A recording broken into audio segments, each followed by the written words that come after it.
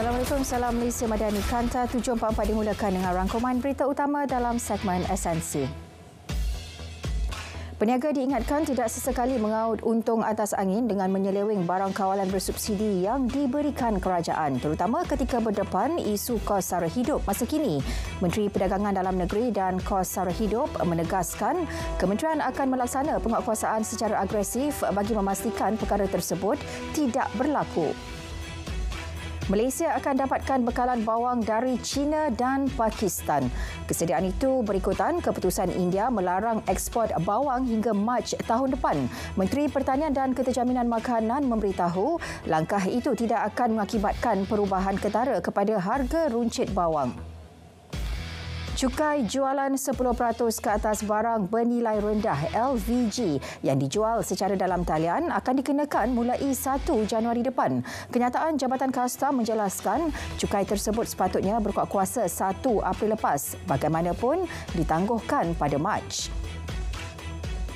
Syarikat korporat digalak bekerjasama dengan Kementerian Pendidikan bagi memperluas pembelajaran dalam bidang digital yang berteraskan sains, teknologi, kejuruteraan, seni dan matematik di peringkat sekolah.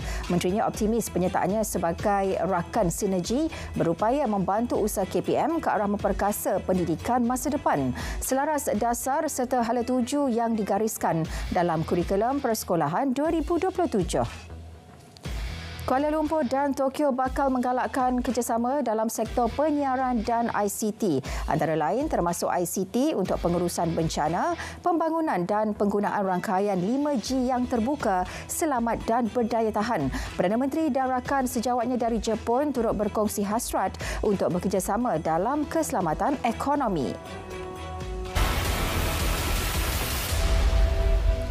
Ketua Polis Negara Tan Sri Razaluddin Hussein memberi jaminan siasatan berhubung kes kemalangan melibatkan pelajar maut di langgar kereta dipandu pegawai kanan polis di Meru Ipoh dijalankan secara telus dan adil. Setakat ini pihak polis telah merakam kenyataan 7 saksi membabitkan pelajar sekolah yang melihat dan berada di lokasi insiden. Sementara itu, Ketua Polis Perak memaklumkan pihaknya akan melengkapkan siasatan dalam kadar segera berhubung kes berkenaan. Langkah itu bagi membolehkan pendakwaan berhubung kes berkenaan dilakukan dalam tempoh terdekat. Pihaknya juga sedang meneliti CCTV sekitar kawasan kemalangan serta mendapatkan rakaman daripada pemilik kamera papan pemuka. Suspek kini direman 3 hari. Susulan kes berkenaan, Menteri Dalam Negeri mengucapkan takziah kepada keluarga mangsa. Kes berkenaan katanya sedang disiasat dan beri peluang kepada pihak berkuasa untuk menjalankan tugas sehingga selesai siasatan. 9 rumah teres di Jalan Wawasan Puchong, Selangor terpaksa dikosongkan selepas berlaku tanah runtuh di hadapan sebuah daripada rumah berkenaan malam tadi. Ketua Polis Daerah Serdang memaklumkan kejadian berpunca daripada hujan lebat yang mengakibatkan berlaku pergerakan tanah. Sebagai langkah keselamatan, kesemua 29 penghuni diarah mengosongkan segera kediaman masing-masing memandangkan pergerakan tanah masih berlaku. Ibu bapa diingat sentiasa mengawasi anak masing-masing ketika musim tengkujuh bagi mengelak sebarang insiden tidak diingini. Pengarah JPPM Pahang turut mengingatkan orang awam untuk mengurang atau menghentikan aktiviti di air ketika ini. Perkembangan banjir di Kelantan, Terengganu, Selangor dan Perak menyaksikan 6,544 penduduk terjejas daripada 1,871 keluarga kini berlindung di 57 PPS. Portal Info Bencana JKM memaklumkan angka penduduk terjejas di Kelantan meningkat kepada 3,942 individu yang kini ditempatkan di 17 PPS.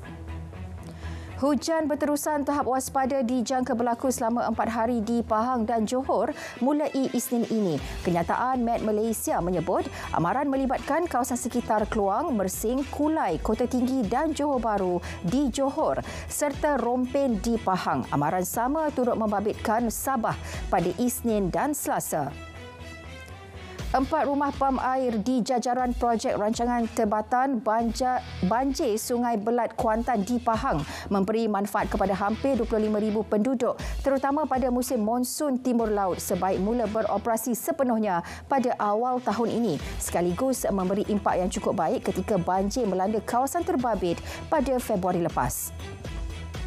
Perhilitan Perak mengesahkan kehadiran seekor harimau belang berkeliaran di laluan sekitar kampung orang asli Tonggang di Kem PGA Ulu Kinta.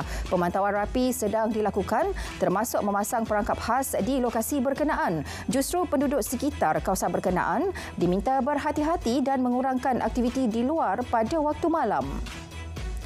390 aduan awam melibatkan pelbagai kes berkaitan kepenggunaan diterima KPDN Melaka sepanjang tempoh Januari hingga awal bulan ini.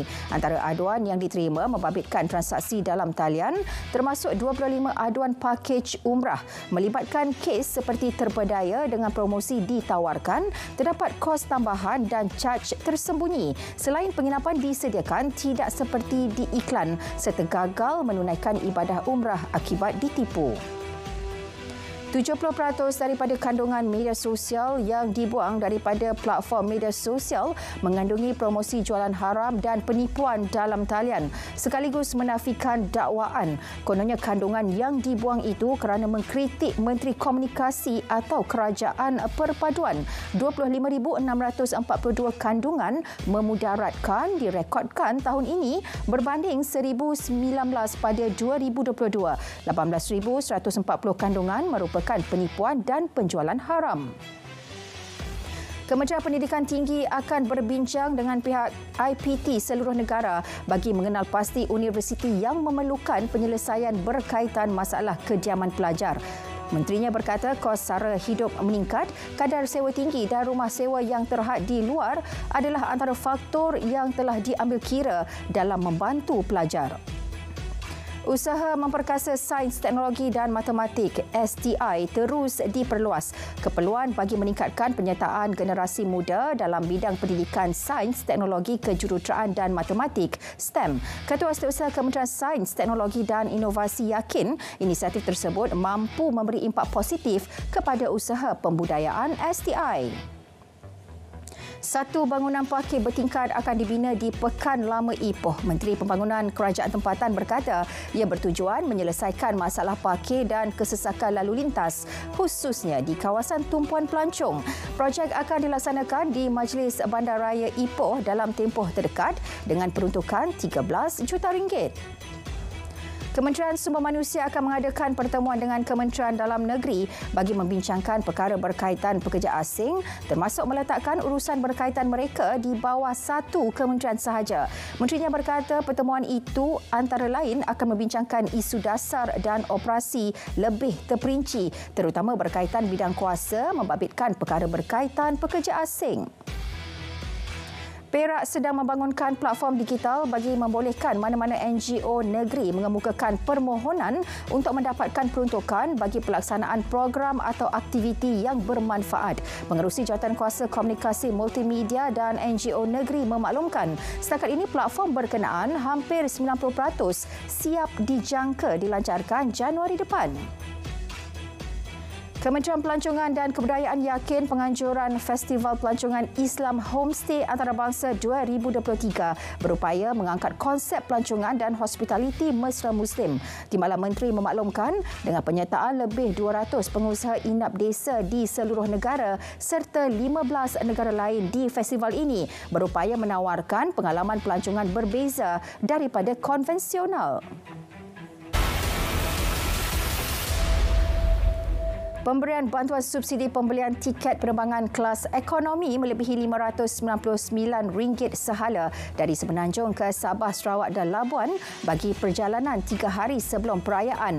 Bukti komitmen tinggi kerajaan bagi meringankan isu kos sara hidup yang dihadapi rakyat.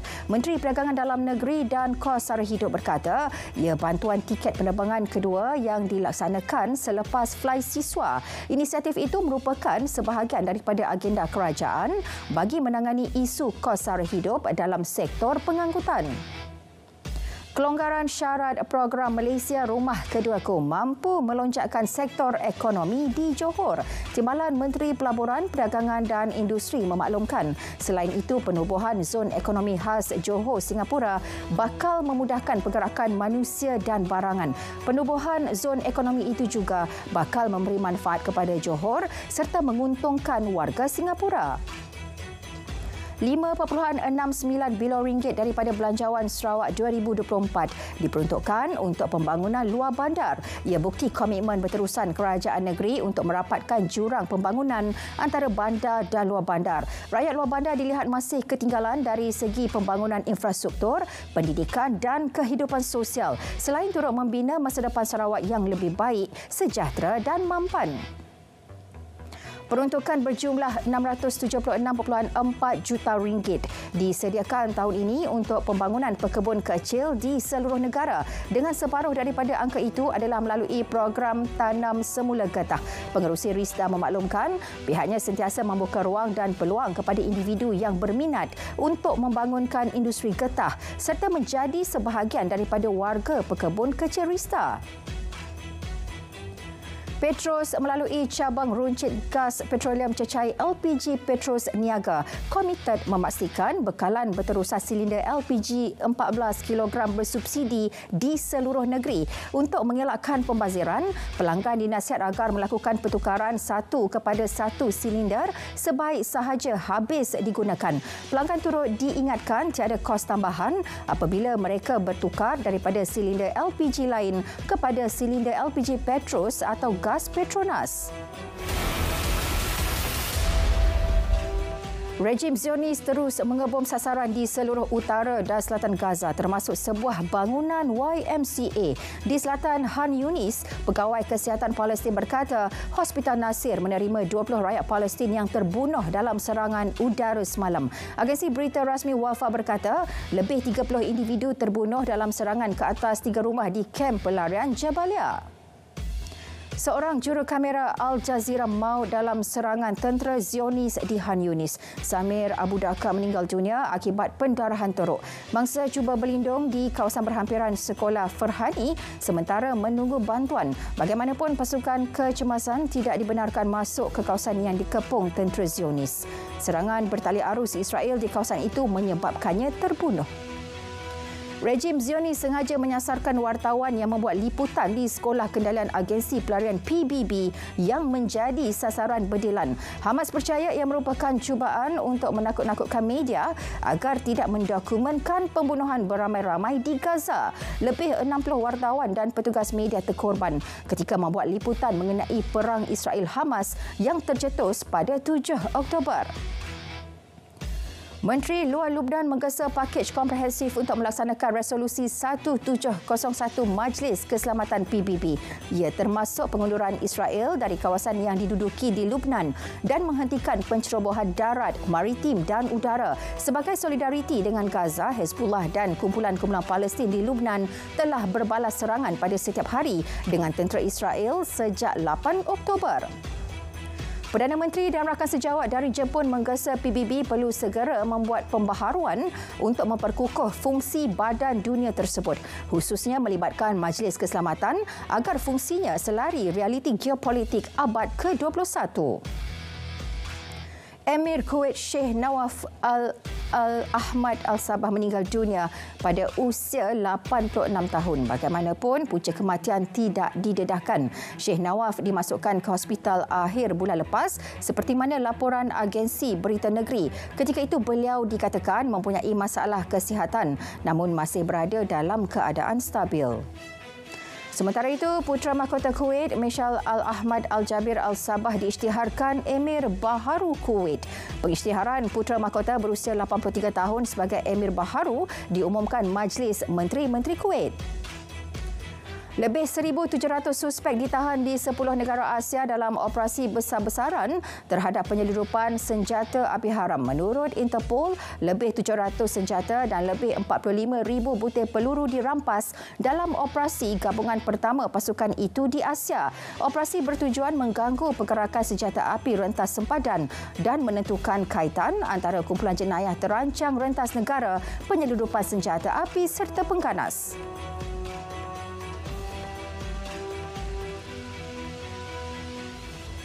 Kanta 744 berakhir di sini. Dari sungai ke segara, Palestin pasti merdeka. Malaysia Madani, tekad perpaduan penuhi harapan. Assalamualaikum.